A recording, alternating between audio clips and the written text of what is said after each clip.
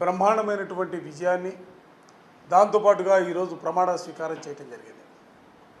ముందుగా బొత్స సత్యనారాయణ గారికి హృదయపూర్వకమైనటువంటి అభినందనలు తెలియజేస్తా ఉన్నా. మీ అందరికీ కూడా తెలుసు, రాష్ట్రంలో అసెంబ్లీ ఎన్నికల్లో వైఎస్ఆర్ కాంగ్రెస్ పార్టీ ఓటమి చెందిన తర్వాత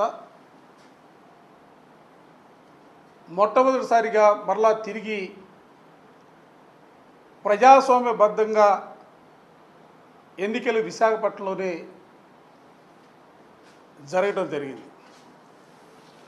విశాఖపట్నంలో విశాఖ జిల్లాలో జరిగినటువంటి స్థానిక సంస్థల ఎన్నికల్లో వైఎస్ఆర్ కాంగ్రెస్ పార్టీకి సంబంధించినటువంటి ఎంపీటీసీ సభ్యులు కానీ, జడ్పీటీసీ సభ్యులు కానీ, కౌన్సిలర్స్ కానీ, కార్పొరేటర్స్ కానీ,